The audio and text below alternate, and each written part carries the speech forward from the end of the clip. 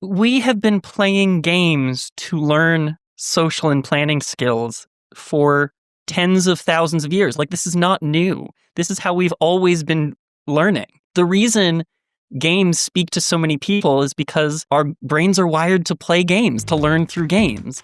You're listening to Parenting with Impact, the podcast for parents like you, raising complex kids to become capable, independent adults, even in this complicated world. Each episode brings expert insights and real-life strategies to help you parent with confidence, calm, and clarity. Here are your hosts, Elaine and Diane. Welcome back, everybody, to another episode in the Parenting with Impact podcast. My guests today are the best guests we have ever had because we get to have a conversation with my fabulous eldest kid, Bex Taylor-Klaus, and they're fabulous game. What do you call it? What's the title of Game Master. Game Master. Game Master and best friend. We're going to have a really cool conversation, folks, because Mischa and Bex and some of their fellow travelers have a spectacularly good podcast called The Wandering Path. And I will be fully disclosing and tell you that because Bex is my kid and Bex has done a lot of artistic, creative things in the past that I may not have enjoyed as much. I was a little skeptical when Bex sent me a link to listen to the first, it was like that first teaser, the dream teaser. 15 minutes. Mm-hmm. It was 15 minutes. And I listened to it and I was caught. I loved it. And then the next episode was what's called a world building episode. So I'm going to let y'all explain this in a minute, but I'm just telling my story of what happened. And I had no idea what you were talking about. And so I did that. And it wasn't until one of Bex's siblings convinced me to try it again and told me where to start that I tuned back in, and then I was hooked again. So, and I am totally current, caught up, love this podcast, can't wait to share it with everybody. And yeah, I was really upset when y'all were on a little bit of a break. I'm like, what am I going to listen to? So let me introduce Mischa Stanton and Bex Taylor-Klaus to let us hear from their lens, what is this beautiful creation they're working on together with their people and how they got to be doing to this point where they're hosting a fabulous podcast called The Wandering Path. So Mischa, let me start with you. Tell us what is your relationship to this and how you came to be doing this. Sure. Well, thank you so much for having me. Where I started with this is I have been working in the arts since I was a teenager. I was trained as a live theater audio engineer from a tender age, and I was trained in that professionally. I have a BFA, which is a very silly degree to have. So I've been in artistic production for, at this point, my entire life. I got into... Those of you who are listening and not watching on YouTube, you will find that Mischa might be a little bit older than he sounds like he might be. Sorry. That they ZZM if you're spicy. ZZM. What? ZZM if you're spicy. Yeah. Well, we're neurospicy around here, so... Okay, so you've been doing this for a while. Yeah, so I've been doing this for a while, and I had to get out of live production because I'm also physically disabled. So I had to sort of shift into something that was still creative and still storytelling, but from home. At the same time, I have always been a gamer. I love games. I love video games. I love board games. I love card games. And I love tabletop games. I've been playing tabletop role-playing games since for almost 12 years now.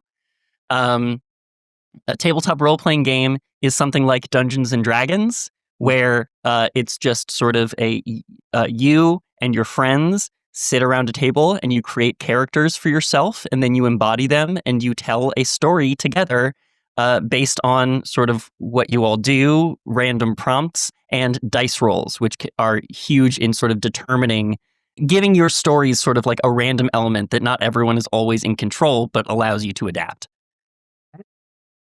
And so that brought you to The Wandering Path, enter Bex Taylor-Klaus. Yes. Hello.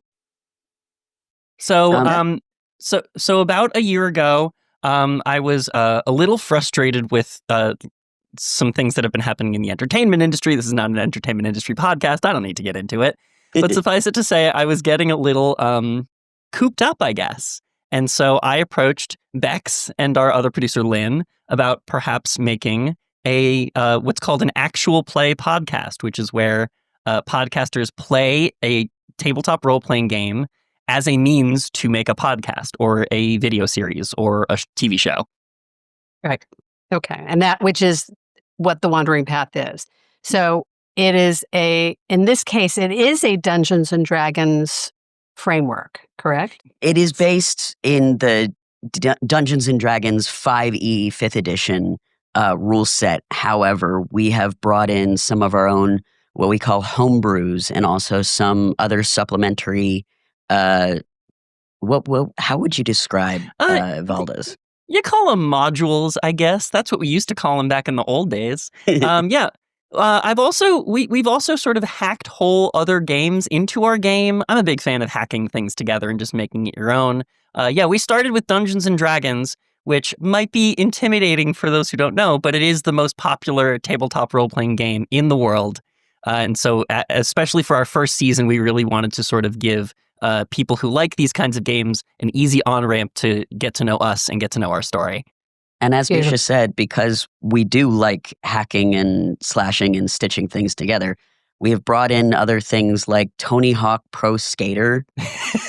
And we've brought in, did you say Street Magic? We've brought in not just some of our own creations, but also wonderful creations from around the tabletop role-playing game space that we've borrowed from and modified and adapted to meet our world. Beautiful. Well, the reason that I asked you two to this conversation, as much as I want to just promote the Wandering Path because I think it's so fabulous. Well, bless you and thank you so much. What is because as I was listening to it, and I did start understanding, it took me a while, folks, to really understand what was going on, that it was a game, a story that they were creating together as it was unfolding based on the roll of the dice. So there was some framework to the story that was already kind of the foundation was already set. But then it kind of unfolds based on what's happening with the dice. And it took me a while to really understand. And so your sibling, Bex, sat down with me and explained that there are 5 characteristics in the personality kinds of thing. The strength in front of me so I can actually count. I'll let you explain it in a second. So anyway, there's this whole framework. And what I started to piece together, this is to the people listening, is that there is a huge amount of executive function required to be able to play a game like this successfully. And that there are a lot of social skills required to be able to play a game like this successfully. And I started realizing that, there are all these parents in our community who are complaining about the amount of time their kids are spending gaming, who are upset about the time they're spending on technology, who are frustrated, and who may not realize that there's actually something really useful and helpful and constructive and creative that's happening that might be really good for their kids' development. Now, I'm not saying everybody out there playing first-person shooter games is having this creative experience, but I can tell you the people playing what you're doing, what did you call it? Tabletop? Tabletop role-playing games are definitely working their muscles of executive function and social skills.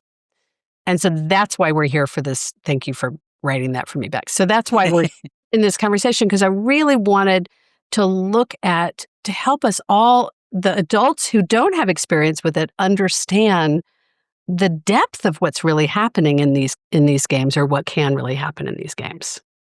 I love that you're bringing in like the executive function aspect, because there are so many different types of, we call them character sheets. Essentially, they're worksheets that help you organize the things your character has in their arsenal, the things that your character can do. And there's this one game that I'm not going to mention, but we were trying to play it, and Lynn was going to lead the game. And I remember sitting there trying to do the character sheet, and I ended up having a full emotional breakdown and called Lynn, and I was like, I feel stupid. I feel like I'm losing my mind. I can do these things. I'm so good at creating a character. Why am I melting down right now? And Lynn took one look at the character sheet and said, this is the worst thing I've ever seen. This is the just the poorest formatting. This almost gives me a panic attack. And Lynn has better executive function. So that's sort of when I knew, okay, this is not a game that I can be playing. It is not spicy friendly enough for me to be playing it. And the thing about Dungeons and Dragons, specifically the character sheets that we use, Mischa has created one that I love. I can't modify it well enough, but I love the format of it. And it really does help match my brain with like colors and like layers of where I can find the things that my character can do. So I can help organize my own brain on the paper to be like, okay, I have options right now on what I can be doing. I know exactly where to look to find these options for myself. Can we explain because even what you just said, you're starting with an assumption that people understand that you have rules that you have to follow. And so what I think I figured out is that there are some frameworks or rules that go with the game, and then there are a whole bunch of rules you created at the beginning for yourselves to follow. Is that correct? I'd say that is true. So generally in tabletop role-playing games, what happens is there's a rule book for players that will teach you how to make a character for yourself. For Dungeons & Dragons, that includes stuff like, are you an elf or a dwarf or an orc or a human? And what is your job? Are you do you fight with swords or do you fight with magic or do you fight with a bow and arrow? And then it sort of teaches you like, okay, well, when you want to do these things, here's how you do it. Generally, when you want to try something, when something takes effort and skill, the person running the game master, will ask you to roll dice to see how well you do in this moment. Your character usually has some modifiers to improve their chances with certain skills, possibly over others. So, for example, Bex's character in our show is like martially trained, was trained to be a warrior, so they're very good at like the physical skills.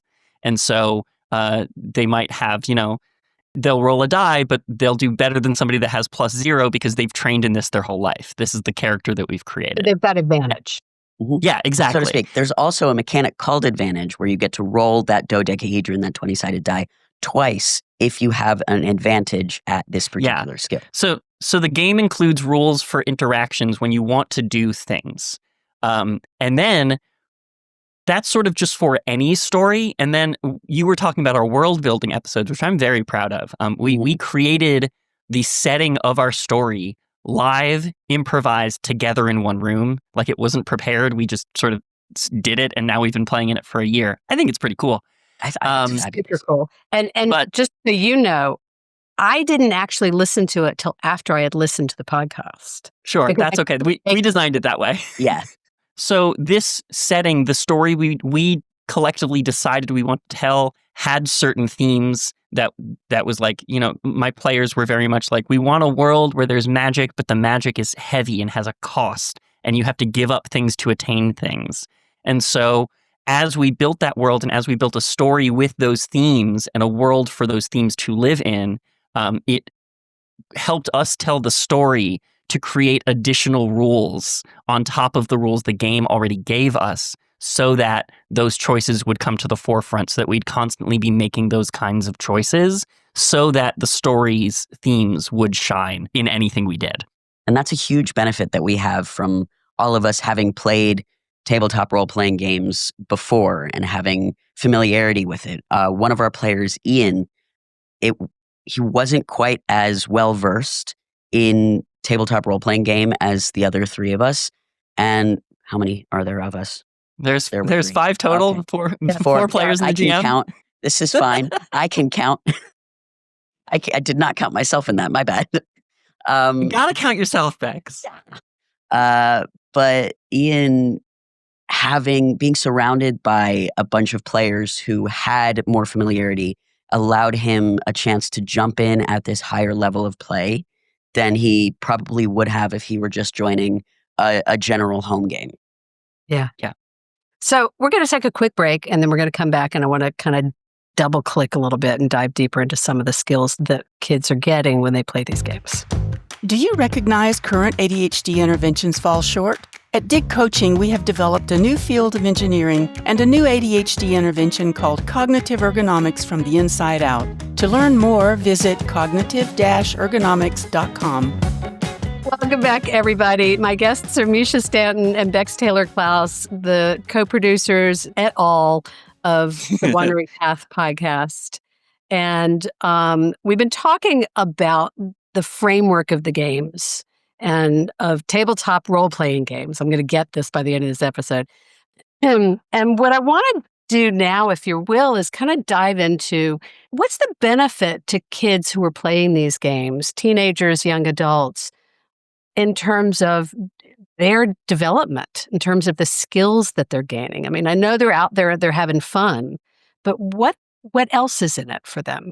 And what I've identified is executive function skills, social skills, and in particular, emotional regulation skills. Seems to me those three, and emotional regulation is a subset maybe of the other two. Well, I would say you hope that emotional regulation is something people are learning at these tables. I have played some games with fully grown adults who did not have those skills, and it made a harder game to play. Yeah. I've been there too. Say a little bit more about that. Okay, so let's start with emotional regulation. What creates the capacity for people to practice or learn emotional regulation? Sure. Well, I think that there's two aspects of tabletop role-playing games that really lead to development of executive function. Now, I'm not as familiar. I'm not a psychologist. I'm a media producer and gamer. So go with me. I think that the two things you really learn are planning, right? So the game says, here are your options in any scenario. And then it's the game master's job to present you with specific scenarios. And it's the player's job to go, okay, these are the tools at my disposal. What should I do? Also sequencing within that, not just planning, but the sequencing therein. Like multi-phase planning ahead, saying, I'm going to do something in this turn that will help us all next turn is a big part of it as well.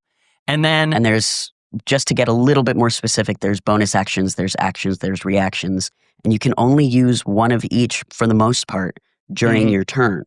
And so sometimes you'll want to do a bonus action before an action, and it won't work if you do it after. Yeah, there's this thing called the action economy where you only have a certain number of moves you can do in a turn, and it really helps you prioritize what needs to be done, what might help your other players because you're working together with other players. It's tabletop role-playing games tend to be cooperative, not competitive. And the other thing it does is it gives you a character, it gives you a person to be with a viewpoint and things that matter to you. And then it puts you into community with a couple of other people that might have different points of view than you.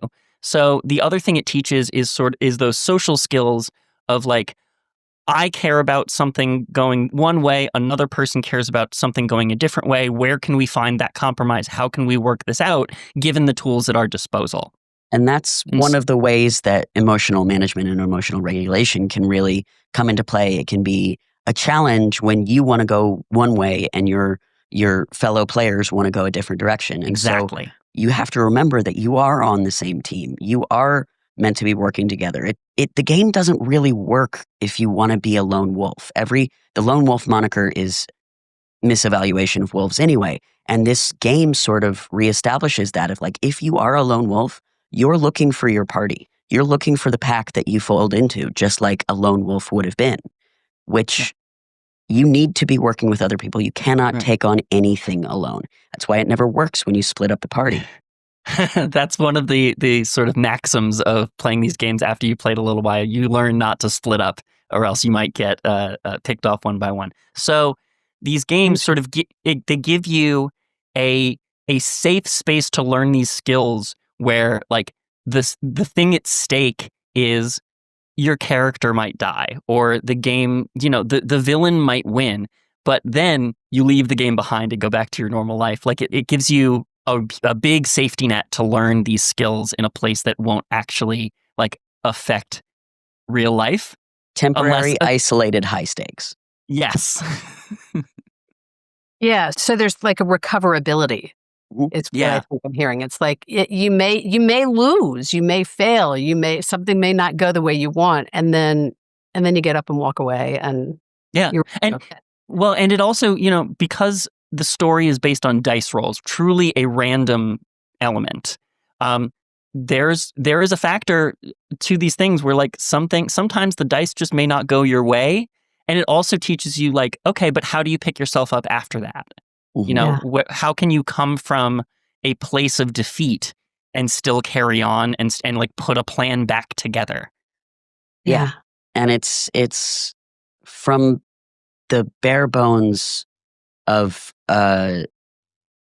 executive function, from working on handwriting so you can read your own notes, to paying attention so that you understand what's happening in the story and you can call back to it later or see what's going to happen in the future based on what's happened already. It's really a great exercise in all of these different things, not just the emotional stability, because sometimes you're going to have a panic attack in the middle of a game, and hopefully you can manage to isolate that to your character and bring yourself back to emotional regulation after that moment is done. As we were saying, there's this safety net of coming back to reality. You really get a chance to be present in the moment in the game that you're in, which is a beautiful thing. And then you come back to the present of the moment outside of that game, and you're no longer in that panic space. And I think it allows the body and the brain kind of this subtle subtextual ability to be like, where am I right now? And if it right now is in fantasy world, that's just as valid as if right now is in sitting at the table in physical world. Yeah. It creates an artificial event threshold where like the thing differently. The thing exists in one space, and there's an ability to like step back across the doorway and step outside of it into and leave it behind where it was. It allows you like a layer of detachment. I mean, like it's the same safety net kind of thing, but the ability to go, okay, wait, this was a very stressful thing. I was emotionally dysregulated, but it wasn't actually happening to me. It was happening to my character, and so you can take a step back and examine it, and learn lessons without it being an attack on your person. Right, or your life, right? Right. What's really jumping at me as I'm hearing you say it is, we've talked some about emotional regulation, right? And we're also talking. You're speaking to that capacity to tolerate frustration, to tolerate disappointment, to tolerate intense emotions. And for a lot of our complex kids, I think it gives, what you're saying is you can kind of pull out of whatever's not going well in your everyday life or what you don't feel strong about or safe about, and go into this place where you can kind of practice with lower stakes and practice what it is to interact and connect and communicate and plan or whatever it is with lower stakes that don't actually show up in your real life. This is super nerdy, but I've had moments where in real life where I've been like, I am not having a good time here. How would Ibra handle this? And sometimes Ibra would not handle it better than I would, but sometimes Ibra has their own panic attacks. Exactly. Yeah. But sometimes it's just that much of a disconnect, a reminder of disconnect, a reminder to myself that I can disconnect safely and comfortably and in a helpful way, and allows me to sort of embody a different side of myself. Because that's one of the other things I love about making these characters. You get to decide your bonds, your flaws, your ideals, the base level of your character. Are you very charismatic? Are you very intelligent? Are you very physically strong? You get to really make these decisions and see what part of yourself you want to heighten and play into. Mm-hmm. Are those the core components that Sydney was trying to explain to me? There was strength. Yes. So there's 5. Well, tabletop role-playing games tend to have these base skills just to sort of like base all of the math on. Dungeons and Dragons has 6 at the very basic. Those are strength, dexterity, constitution, which is like your physical fortitude, intelligence, wisdom, which are 2 different things, and charisma. And I always Okay. forget that Constitution is one of those scores. Yeah, Constitution doesn't really come up very much. Yeah. But what I want people listening to understand is, so what that means is before you start playing, you've gone through each of those 6 areas and decided where your character is on the spectrum of each of these. Mm-hmm. Yeah. In fact, one of my favorite things I've ever seen in a tabletop role-playing game, Lynn, our co-producer on The Wandering Path, also plays in a home game that I run for my spouse and a couple of our friends. And as Lynn was joining, Lynn said, "Hey, Lynn plays a minotaur, like a half bull man, with a big sword and like big armor, big energy." And Lynn said, "So out of 20 points, what if I gave this character an intelligence of 4? Would that be good? Would that be funny?" And it is. It's funny. Very funny. They intentionally were like, "I'm just going to create the stupidest cow I can." Yeah. And that's like, the thing. With a bit with brawn. Yeah, but then because they don't have like the intelligence to know what's going on, they only know what they feel is right. They became like the heart of the group, They became like the conscience, the mascot a little bit. And that's also like the difference between wisdom and intelligence is something that can really help in real life, I think, as well. It's the difference between book smarts and street smarts for some people. It's the difference between knowing that tomato is a fruit and knowing whether or not to put it in a fruit salad, sort of thing. Yeah. I love that. So when Sydney explained that to me, it gave me this, that was actually my first thought of, okay, I got to have them on the podcast. Because, as parents, we're always worried about our kids. Do they recognize how intelligent they really are? How can I help them learn to trust themselves? Mm-hmm. And what I'm hearing you describe is when they create a character, even if they create a character that's 4 on a scale of 20 intelligence, it takes a certain amount of intelligence to play that off. Oh, yes, it does. Oh, yes, it does. Right? So there's something about the creative process of choosing how I want to express in this space that gives them a place to practice with all kinds of life skills. And the whole thing is an exercise in flexibility. That's one of the reasons I got into it, was because I missed improv so much, and it's long form collaborative improv in a lot of ways, in most ways. And you're going to have to readapt. If the dice say that what you want to do is not going to work, you're going to have to accept that and try something else. Yeah. Yeah, that took me a really long time to understand as I was listening. It was like, you really did. And there were days where the dice were really with y'all, and there were days the dice really weren't. Mm-hmm. And there are some days where the dice, we like to say that the dice tell a story. Yeah. That like, yes, the 5 of us are telling a story at this table, but the dice are telling their own story. And sometimes the story the dice wants to tell is not the story you wanted to tell when you started. Mm-hmm. Which is a great skill to learn to adapt to. Yeah. Well, all right. So we do need to start wrapping the conversation a little bit. Let me tell y'all how you can find out more about these 2 fabulous humans and their people. Their cohort. You can find them at wanderingpathpod.com or on Patreon at Patreon/wanderingpathpod. Patreon.com/wanderingpathpod. Patreon.com/wanderingpathpod. Thank you. And as always, wherever you happen to podcast, they will be there. And if you want to come, what is it you always say, Mischa? Rest along the path with me. Oh, just take a little step off the path with me and just chill there, just until we catch our breath. Just till we catch our breath. It is a lovely place to catch your breath.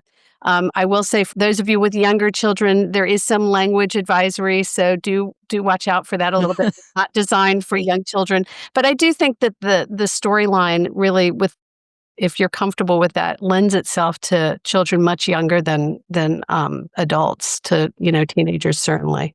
I think so. I mean, one thing that I really struggled with was like learning how and when to trust folks. And one of the big themes of our first story here. Now we've been doing one story for a year. Eventually that story will end and we'll go on to a new story.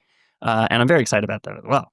Yeah. But one of the big themes of our first story is like we wanted to create a world where everybody wants to trust the people around them, but due to environmental circumstances, it's very hard.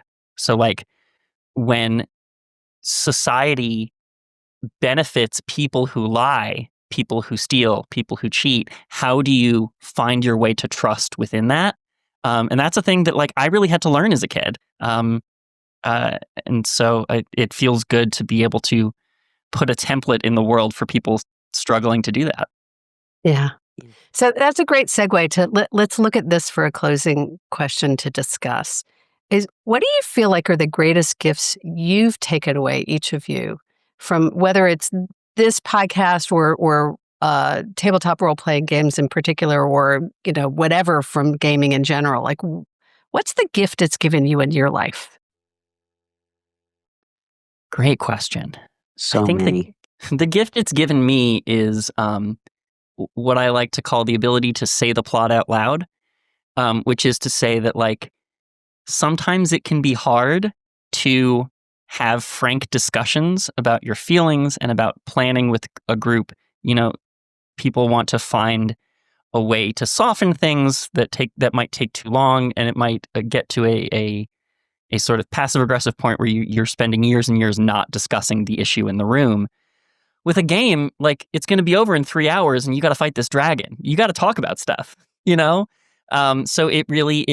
it's taught me how to initiate complex conversations, and know that like if we're all here to succeed, if we're all here to achieve one goal together, that like you don't have to be afraid of initiating those discussions. That if you're on the same team with people, they will want to engage in those discussions with you and find the solution.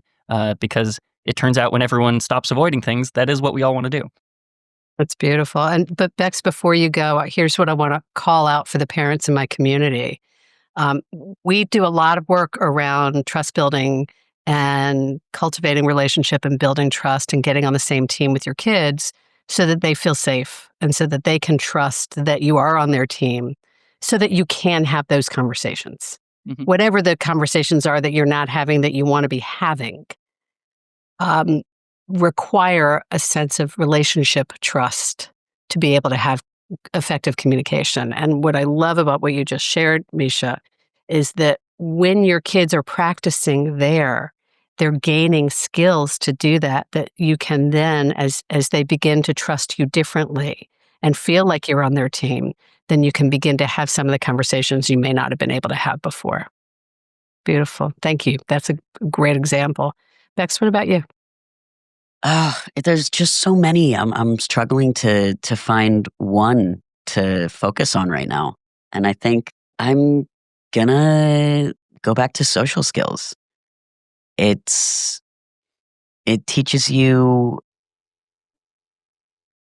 me how to interact with my friends and interact with people that I don't know, not just to get what I want out of them, but to have real connections and real conversations and real moments of substance with other people. Like sometimes I imagine in my head, all right, is it time to roll for charisma? Is it time to roll for persuasion? Is it time to roll for an insight check?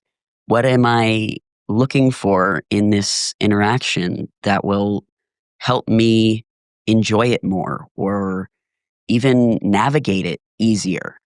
And, the dice in my head aren't as hard to control as the dice in real life. It gives me a chance to be like, I'm going to roll high on this. What is it that I'm rolling high on? Yeah. That is fascinating. For those of you, once you listen to it, you'll understand exactly what they're talking about. But it's a beautiful framework that I get to use this framework and bring it into my life and let it guide me to be my best self, to roll high, to choose to find what I want to bring into my life. And sometimes even rolling high, you're not going to win at a certain situation because something else happens. just like real life.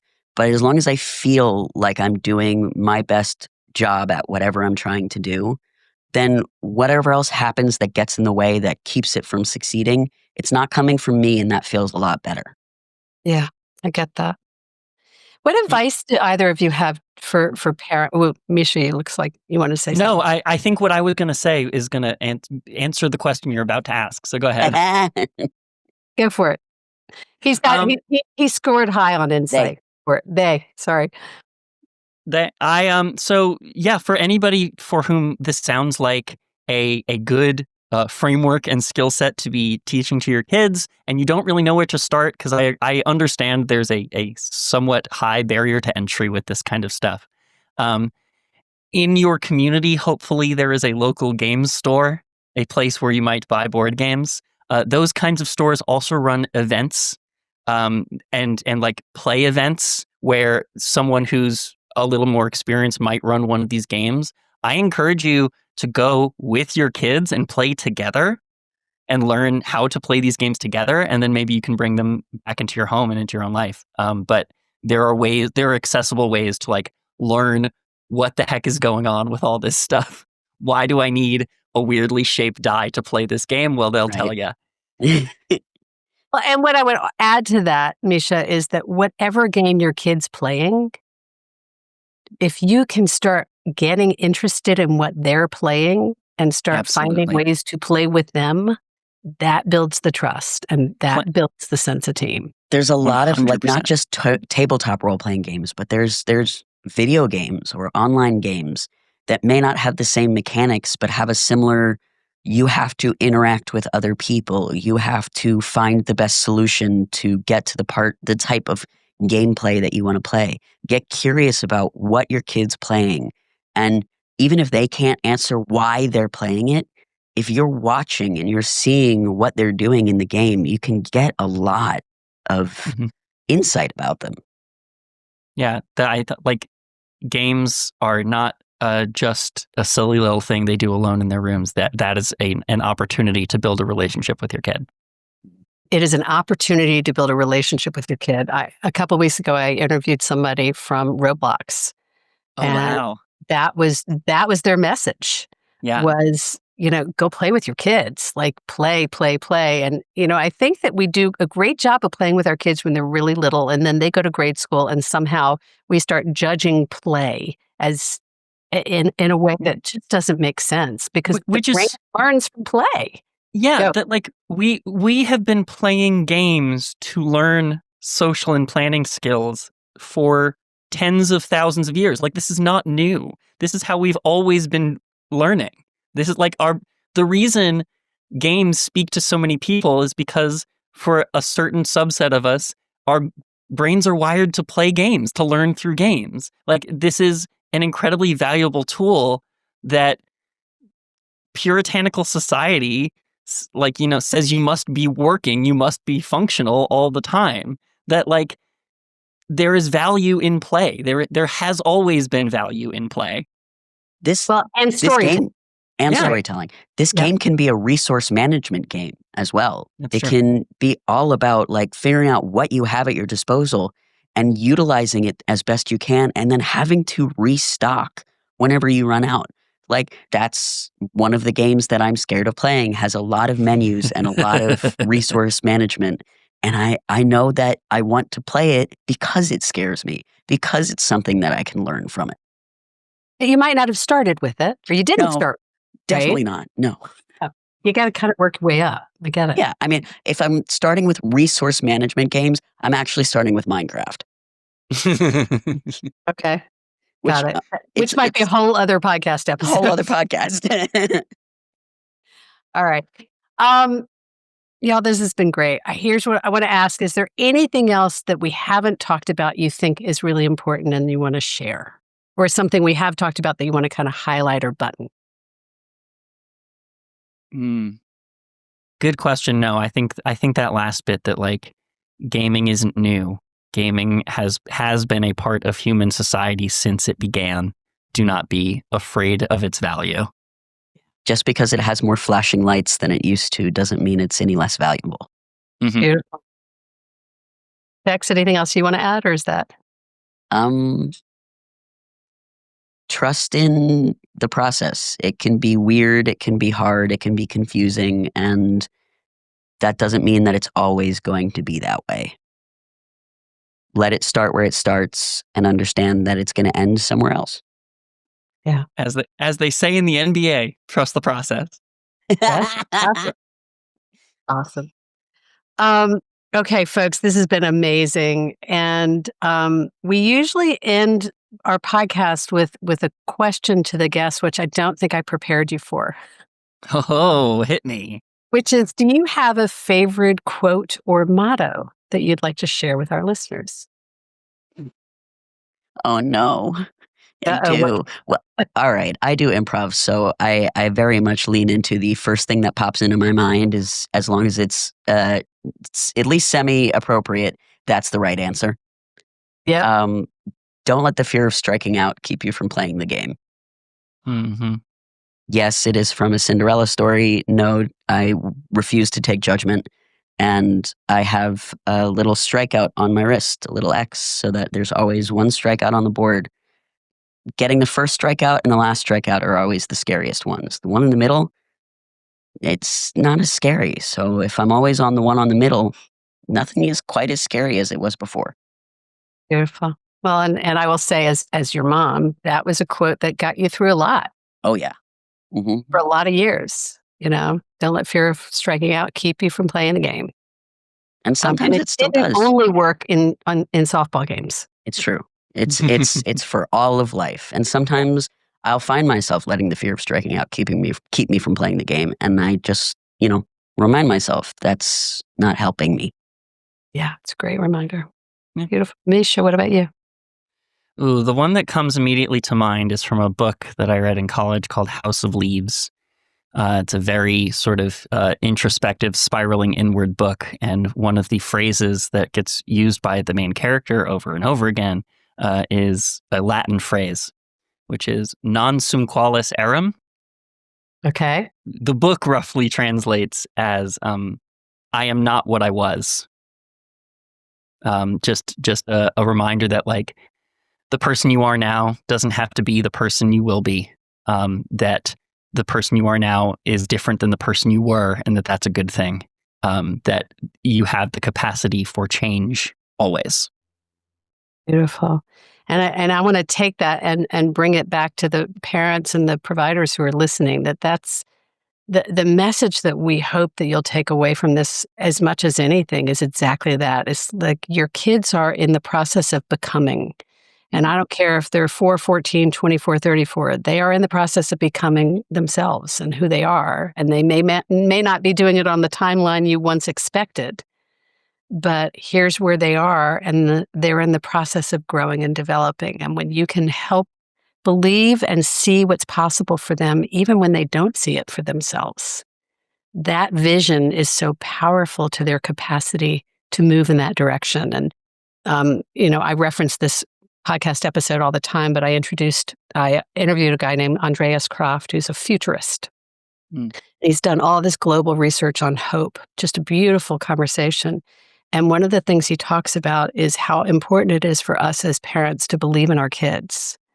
And that we as humans need to feel like we have hope and that we can move towards something that we are moving forward towards. And it's when it feels like the world's coming at us that we shut down. But when we feel like we can move forward, that's hope and that's possibility. Yeah, and that's what tabletop role-playing games do. They teach you how to find the way forward. Beautiful. Thank you. Thanks, both of you, for being here. Thank you for this beautiful gift of creativity that you've brought to the world. And thank you for my listening while I'm in pottery class. My pleasure. And to those of you here, take a minute, check in with yourself. What are you taking away from this conversation? What's your insight, your aha, your gem, your nugget? What are you aware of now that you weren't aware of 45 minutes ago? And maybe, how do you want to bring that forward with you into your life? How do you want to apply that in the coming weeks? And as always, thank you for what you do for yourself and for your kids. At the end of the day, you make an extraordinary difference. Take care, everybody. You've been listening to the Parenting with Impact podcast with Elaine and Diane. For more information on the Impact Parents community or to join Sanity School for Parents, please visit impactparents.com. If you like what you've heard, please share this podcast with friends who need similar guidance and subscribe wherever you listen to podcasts.